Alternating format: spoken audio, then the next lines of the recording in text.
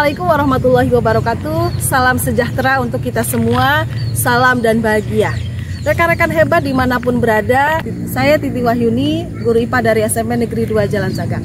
Dalam video ini, izinkan saya untuk membagikan praktik baik mengenai implementasi kurikulum Merdeka, khususnya dalam penguatan numerasi.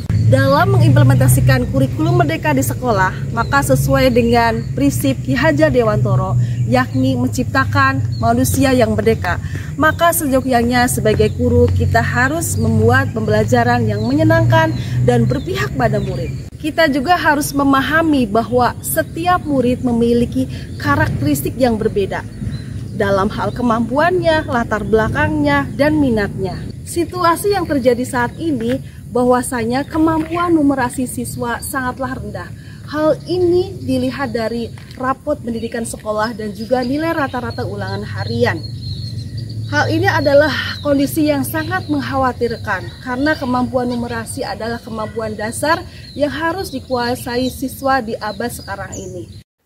Tantangan yang saya hadapi adalah motivasi yang rendah pada mata pelajaran IPA. Hal ini mendorong saya untuk menciptakan pembelajaran yang lebih menyenangkan. Hal inilah yang membuat saya tergerak untuk meningkatkan kemampuan numerasi melalui penerapan model Discovery Learning pada pokok bahasan getaran di kelas 8. Menurut Hosnan, model pembelajaran Discovery Learning dapat meningkatkan keterampilan dan kemampuan peserta didik dalam memecahkan masalahnya. Salah satunya adalah masalah numerasi. Sebelum pembelajaran, saya melakukan asesmen awal pembelajaran dengan memberikan 5 soal pilihan ganda untuk mengetahui pemahaman awal siswa pada konsep getaran. Kemudian menyusun modul ajar berdasarkan hasil asesmen awal pembelajaran. Assalamualaikum warahmatullahi wabarakatuh.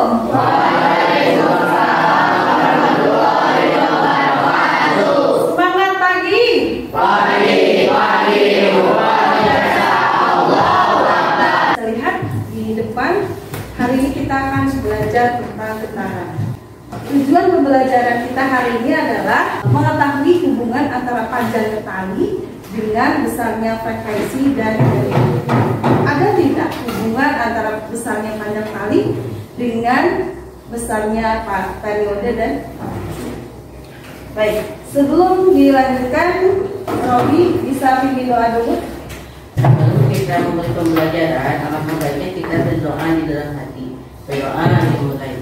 Baik anak-anak semuanya, di sini Umi sudah menuliskan poin-poin kesepakatan kelas. Tidak? Supaya kalian bertambah fokus dan semangat, coba kalian berdiri. Umi punya SDG buat kalian. Ya. Ini semuanya. Kalian fokus dengan apa yang Umi ucapkan. Siap ya? Tangan ke depan. Tangan ke samping, tangan ke atas. Nah, gampang kan? Tangan ke depan, tangan ke atas, tangan ke samping, tangan ke depan. Hendra. Oke, lagi ada yang tahu gambar apa? Masih kalau orang itu suka bersuara. Suaranya itu kira-kira berasal dari mana sih suaranya? Sayapnya bagaimana?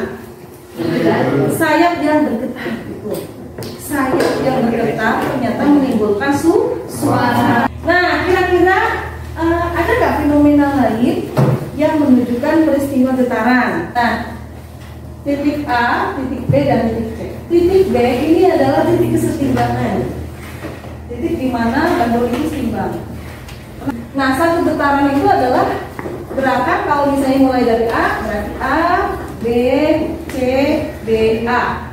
Contoh-contoh peristiwa getaran yang kita bisa lihat dalam kehidupan sehari-hari. Kalian bisa lihat yang pertama apa? Getaran kita. Coba kalian raba di sini tenggorokan kalian. Terus kalian ngomong, bergetar nggak? Bergetar. Juga contoh terdekatnya ya, kita suara kita bergetar kalau berbunyi. Nah, ini getaran yang merugikan, kira-kira ada nggak getaran yang merugikan? Apa? Coba. Betul sekali Robi. Supaya kita bisa memahami getaran, kita harus tahu dulu besar-besarnya. Yang pertama adalah frekuensi. Kita bisa ngitung bareng-bareng ya, misalnya 1, 2, 3, 4. Kalau bisa 4 getaran. Berapa detik nih waktu yang diperlukan untuk melakukan 4 kali getaran? Kita akan praktek mengetahui pengaruh dan kali terhadap besarnya frekuensi dan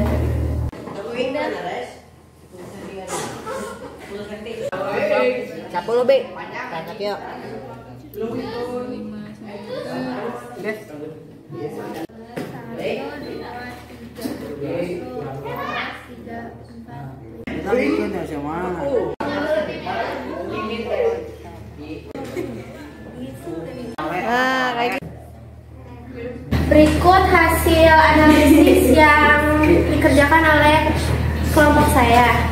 Besar panjang tali semakin kecil frekuensinya, semakin besar panjang tali semakin besar periode. Semakin besar panjang tali maka frekuensinya akan semakin kecil.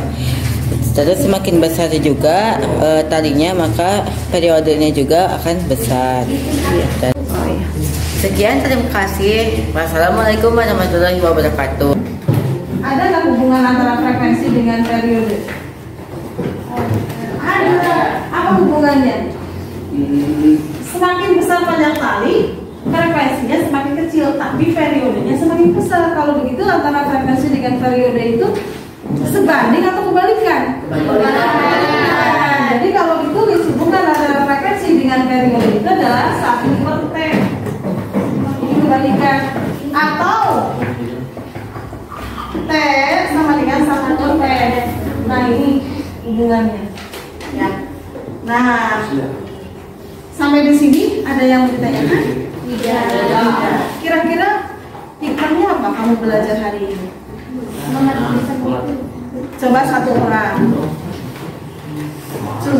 Kira-kira dari pembelajaran kita ya, apa sih hikmahnya atau pembelajaran yang kalian peroleh yang bisa kalian terapkan dalam kehidupan sehari-hari tentang getaran ini? Kalian jadi tahu apa? Mengetahui tentang getaran Ya. Lalu hubungan antara frekuensi dengan periode, hubungannya dengan panjang tali. Ya, betul. Bahwa ternyata panjang tali itu berpengaruh. Ya, berpengaruh. Ya. Jadi kalau kamu bikin ayunan, kan ayunan itu juga getaran ya. Kalau ayunannya talinya pendek dengan talinya yang panjang, itu ngaruh nggak? Ngaruh. Enak yang mana, yang talinya panjang atau yang talinya pendek? Talinya pendek, kayak gini terus pusing ya. Getarannya bolak-baliknya cepet banget, ya nggak? Nah, itu konsep getaran itu bisa kita manfaatkan dalam kehidupan sehari-hari. Menurut saya, belajar tentang getaran bersama Umi Titi sangat menyenangkan, jadi lebih mudah mengerjakan soal-soal yang berkaitan dengan berhitung. Setelah menerapkan model pembelajaran Discovery Learning, ternyata mereka memberikan respon yang sangat positif. Mereka sangat antusias dan bersemangat.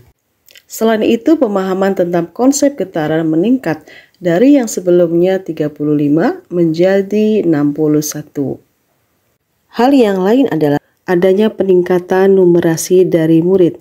Hal ini dilihat dari kemampuan mereka dalam memahami simbol yang terkait dengan matematika dan mereka mampu menganalisis informasi yang ditampilkan dalam berbagai bentuk, misalnya grafik dan tabel.